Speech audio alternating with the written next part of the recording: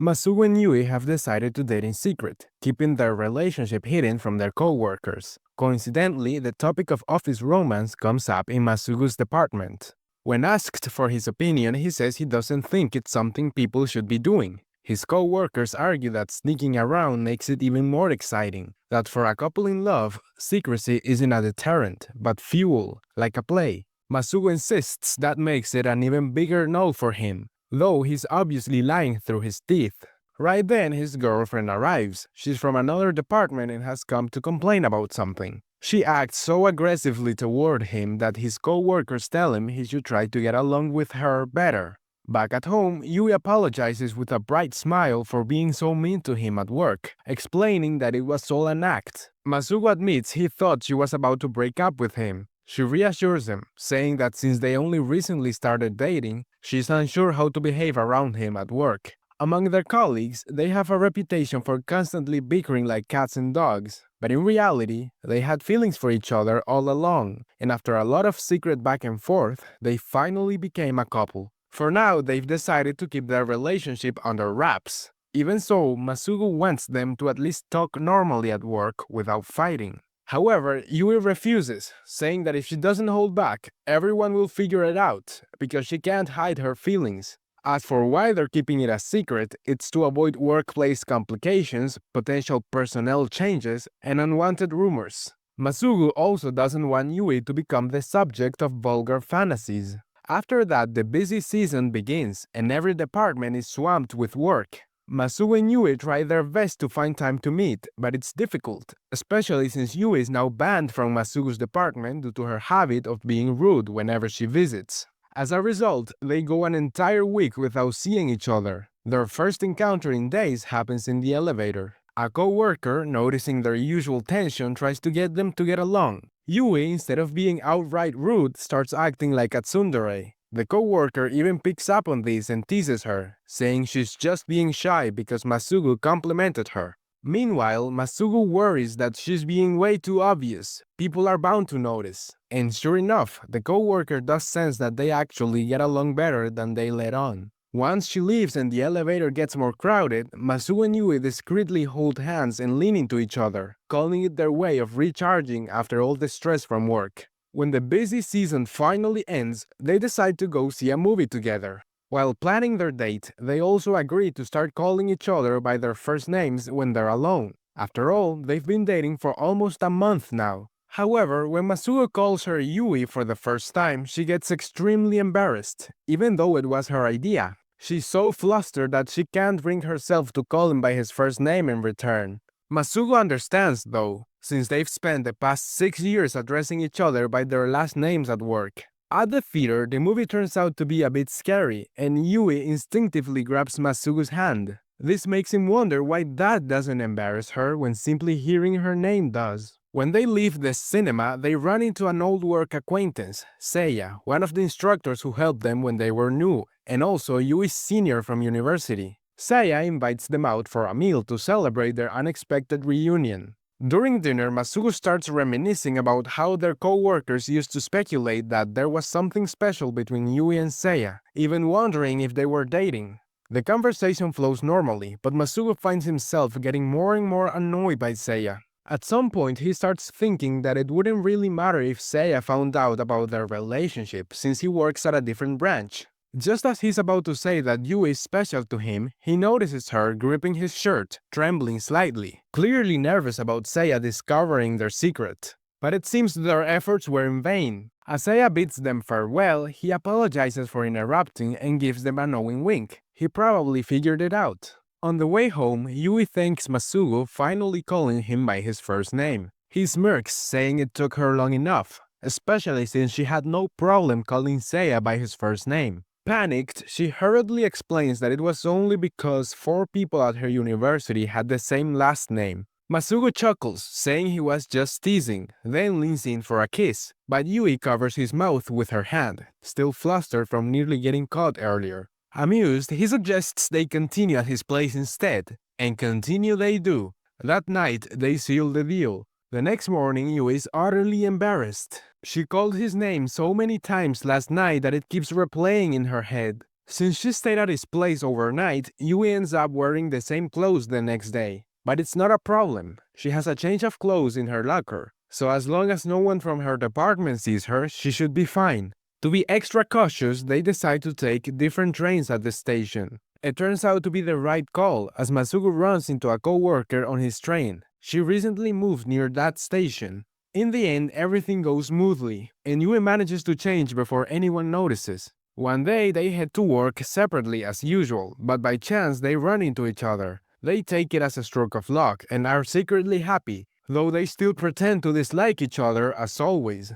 Now, as of late, Yui has been busy with a long-term project in her department, so their interactions are brief. We see them meeting up a few times, going out for drinks at night or having dinner at Masugu's place. One evening after dinner, Yui gives him a shoulder massage. She's being especially considerate because she saw him doing some heavy lifting earlier that day and has been resisting the urge to touch him ever since. But she quickly adds that once she's done, it'll be his turn to return the favor. Several days later, one of Masugu's co-workers invites him and another girl out for drinks. He accepts since Yui had already told him she'd be going out with her co-workers as well. And what do you know? They all end up at the same place and decide to drink together. For some reason, Yui goes wild, drinking like there's no tomorrow. We learn that Yui has been trying to talk to a new transfer named Some, who recently joined her department. Since he's really shy, she wants to help him integrate, which is the only reason he agreed to come out that night. Now, as I mentioned, Yui has been drinking a lot, so when Masugu sees her get up and start walking unsteadily, he gets worried and follows her toward the bathroom. Sure enough, she's feeling awful but doesn't want to make a scene. Maybe it's the alcohol, but she suddenly gets really lovey-dovey with Masugu until she eventually falls asleep on his shoulder. And then it happens. Some steps out of one of the bathrooms. He had been there the whole time, trying to wait until they left so he wouldn't embarrass them. But they took too long. Bottom line, he's just found out their secret. The next day, Yui learns about the whole thing and immediately starts plotting ways to take Some down. Masugu has to calm her down, assuring her that Some doesn't seem like the type to spread rumors. Even so, Yui worries he might accidentally let it slip. Masugu reassures her once more before going to talk to Some himself. Masugu asks him to keep their relationship a secret. Some, confused, asks why they're even hiding it in the first place. It's not like office relationships are forbidden. Masugu explains that they want to keep their personal lives separate from their work selves. Some takes that to mean that since there's no guarantee they'll get married, a breakup could make things awkward if everyone knew. In the end, he promises to keep quiet because he owes a lot to Yui. After their conversation, one word keeps echoing in Masugu's mind: marriage. He starts picturing that happy day, realizing just how much he wants to keep walking beside Yui, day after day, for the rest of his life. A little later, Yui is in a meeting with her team discussing the design for their new product on social media. The higher-ups are pushing for something classic, but Yui disagrees, arguing that if they don't take risks and try new things, they'll fall behind their competitors. Her co-workers point out that many people favor a classic approach, including Some, who believes a simpler design might be better. Although Yui can't stop thinking about the fact that Some knows about her relationship, she remains professional and assures the team that she'll take everyone's opinions into consideration. That night, Yui meets with Masugu again, this time at her apartment. He arrives a bit late because he stopped to pick up the donuts she wanted to try. Upon entering, he's surprised by how many rabbit plushes she has. There are even more than the last time he visited. Her room is overflowing with the things she loves, creating an atmosphere that feels completely different from his own minimalist space. So he can't quite feel at ease there. Yui then brings out some coffee to pair with the donuts, and they start eating. She's delighted with the treat, her adorable expressions captivating Masugu, who never gets tired of watching her reactions. He asks if she's always loved sweets this much. She admits she has, but her passion for them grew even more after joining the company. She began exploring new treats, trying out recommendations from others, and discovering so many delicious options that she couldn't stop wanting to try more. Lately, she's been relying on social media for recommendations, but one of his co-workers knows far more about sweets than she does. She admits she's still in the process of falling deeper and deeper in love with them. Then she asks if he likes donuts. He replies that he doesn't particularly care for them, he just bought them for her. Yui often shares the things she enjoys and what makes her happy, and the more Masugu learns about her, the more curious he becomes about her interests. Gradually, he finds himself noticing things he never paid attention to before. Ultimately, he tells her he likes donuts as much as she does. Hearing that, she lights up with joy and kisses him passionately. She tells him his expression just now was so cute, it made her realize how much he loves him. In his mind, Masugu reflects that the more he gets to know her, the more he likes her, and he can't help but want to learn even more. Then they begin chatting about their day, and Yui mentions that she still feels a bit nervous talking to Some. Masugu reassures her, saying that Some is a good guy and has promised not to reveal anything, so she shouldn't worry. But Yui can't help it, especially after noticing Masugu blushing while talking about Some. Of course, she doesn't realize that Masugu was just recalling the time Some brought up marriage. Yui wonders how much Some actually knows about their relationship, and it makes her even more anxious since he keeps everything to himself. Later, her co-workers start discussing product packaging, particularly the design of the donuts Masugu had bought. Yui begins to share how a friend brought some donuts to her place but suddenly freezes, realizing that Some might guess it was actually Masugu. Quickly, she tries to cover it up by emphasizing that her friend is a girl. Some notices her awkward attempt to deflect, but he genuinely doesn't care. Observing her clumsiness, he thinks to himself that Yui is even more scatterbrained than he initially thought. Feeling exasperated, he wonders why she keeps hovering around him when he's already promised to keep their secret. To make matters worse for both of them, their other co-workers leave the room, forcing Yui and Some to work alone on some documents. Yui tries to make small talk, but since Some is an introvert, he responds with short answers. Then, out of the blue, he asks if she doesn't trust him at all. Caught off guard, Yui doesn't respond right away, taking a moment to compose herself. When she finally speaks, she assures him that she wasn't doubting him. It's just that this is the first time she's been in a situation like this, and it's left her feeling a bit shaken. She apologizes for being such a pathetic senior. Some responds by saying, "Maybe this is what Masugu was talking about." Yui immediately panics, asking what Masugu said and what they talked about. Some calmly replies that he's saying this for her benefit. If she's that obvious, everyone's going to figure it out, and it won't be his fault. Yui has no choice but to agree. That same day, Masugu is sent to the accounting department's archives building to retrieve something. As he's leaving, he hears a loud crash in a nearby room. When he checks, he finds Yui surrounded by a pile of falling items. Apparently, the planning department's archives are a complete mess, and she explains that a notice was sent out requiring the room to be urgently cleaned. Yui insists that he doesn't need to help her, but Masugu refuses to leave her alone, so they start tidying up together. As they work, Yui begins to get carried away, chatting excitedly with Masugu. However, she quickly catches herself and switches back to work mode, reminding herself of the rule to act like rivals at work, even though no one is around to see them. At one point, Yui asks him to hold the step ladder while she climbs up. As he does, Masugu realizes he can see under her skirt. He's relieved it was him who found her, thinking about how defenseless she is in moments like this. He tells her he'll handle it since she's wearing a skirt today. Embarrassed, she nearly loses her balance, but he catches her safely. They end up close and it seems like they're about to kiss, but of course that's when her co-workers arrive unexpectedly. Their meeting ended early, so they decided to help with the cleanup. However, they don't find anyone because Masugu and Yui have hidden in the back. The co-workers begin looking for Yui, knowing she should be there. Masugu is desperate, silently wishing her co-workers would hurry up and leave, as there's no way to explain the compromising position they're in. He's also worried they might accidentally knock something over. He wonders if this situation is the consequence of getting too cocky at work. At that moment, for some reason, Yui tells him it's fine to move a bit closer, and he does. Meanwhile, her co-workers wonder whether Yui has already finished cleaning since everything seems tidied up. However, they notice the door was still unlocked. In the end, they conclude she must have left already and decide to head back to their department. Once they're alone again, Yui and Masugu reflect on the situation and agree that they need to stick to the rules, even when no one else is around. Several days later, one of Masugu's co-workers mentions she got tickets for 3 consecutive nights of baseball games. She says she has 7 tickets and invites people from Yui's department to join. Naturally, Masugu and Yui end up sitting together.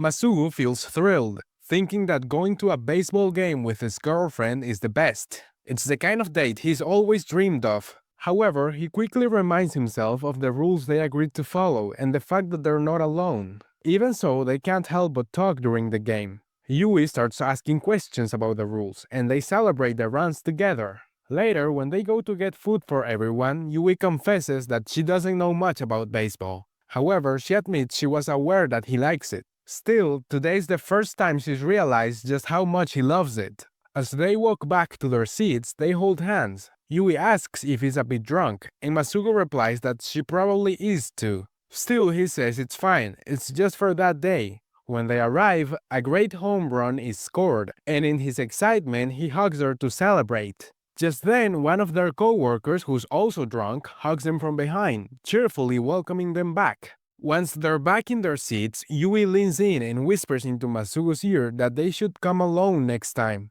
A while later, Yui and her friends are at a convenience store. The first sweets Yui developed are now on sale, and she's secretly watching to see if anyone buys them. However, at least for now, no one has. The focus then shifts to Some and Hayakawa, Masugo's co-worker who always invites everyone out. Both had planned to enjoy some time alone at a cafe and arrived separately. But when she called out to him, the waitress assumed they were together and seated them at the same table. Since neither of them wanted company, they now find themselves in an uncomfortable situation. Then we shift to Yui, who is searching for mentions of her product on social media, but once again finds nothing. Later, she meets with Masugo, who immediately asks if something is wrong, since she sounded down when they talked on the phone.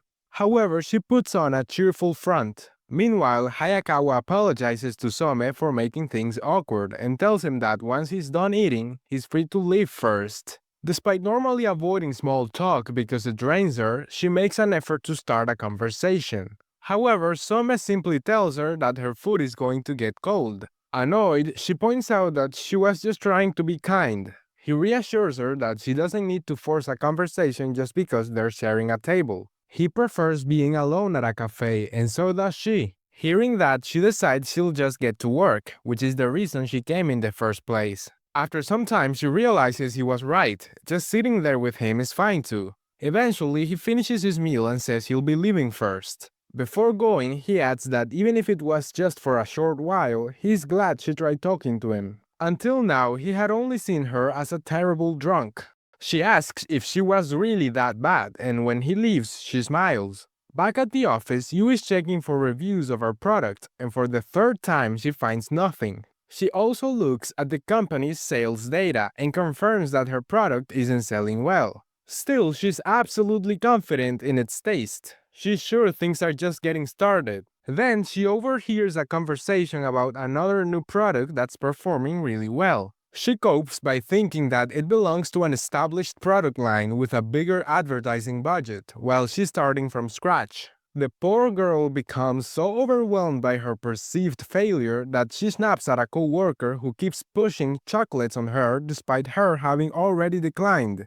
The outbursts shocks everyone, including herself. Even when she arrives at Masugo's apartment, she's still in a bad mood. It turns out she's frustrated because the section manager, who rarely assigns tasks, suddenly dumped a large amount of data entry work on her, right when she's desperately trying to come up with a promotional plan for her first product. But all anyone does is keep praising the existing product. Even her friends have already moved on, getting excited about other sweets. She insists that no one understands how good her product actually is. She knows it would sell well, she worked so hard on it. So why isn't it selling? She really doesn't want to say something that pathetic, but at this point, she's completely drained, frustrated, and confused.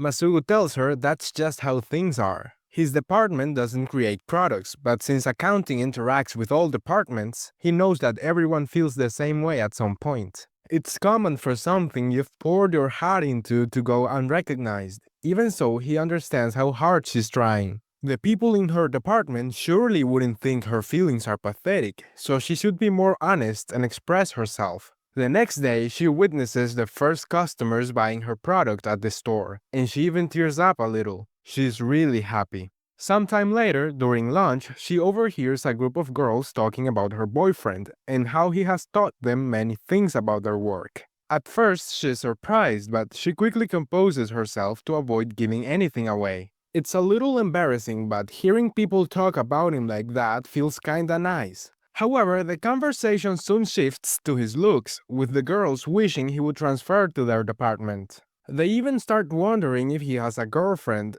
and in her mind, she immediately answers that he does. She's right there. Yui starts wondering if Masugu is actually popular with the ladies. Even her friends sitting with her begin commenting on what the girls were saying. One of them admits that she kind of gets where they're coming from and points out that Yui seems to get along pretty well with Masugu. Flustered, Yui quickly denies it. Then she finds herself thinking that all those gossiping girls are really cute, while she, on the other hand, is in terrible shape right now from all the work she's been doing. Lately, she's been feeling a little too comfortable around Masugu. She's been slacking off as a girlfriend and not paying much attention to her appearance. Thinking she needs to do something about it, she decides to take action. The next day, she shows up at his apartment looking unusually bright and put together. Masugu immediately notices something is off and asks why she's so quiet. Without hesitation, she tells him she's wearing special lingerie that day and asks if he wants to see. He admits that he does, but says he won't, because with the worried look on her face, he can't just make a move.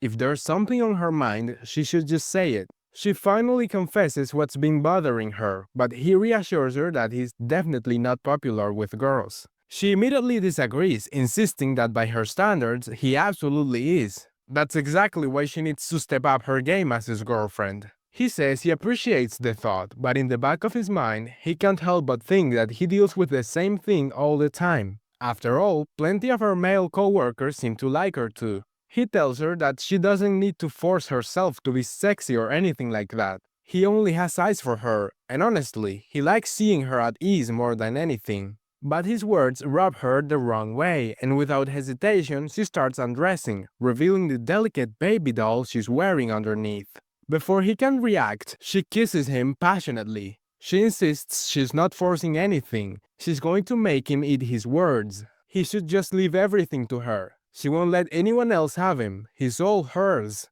So he lifts her onto the bed, trailing kisses down her belly as he admires the outfit she chose just for him. He tells her he wants to take a closer look. Of course, we're left to imagine the rest. This isn't a hentai after all. The next day at work, Yui finds herself zoning out, replaying the events of the night before in her mind. While riding the elevator, she ends up alongside the same group of girls who had been gossiping about Masugu.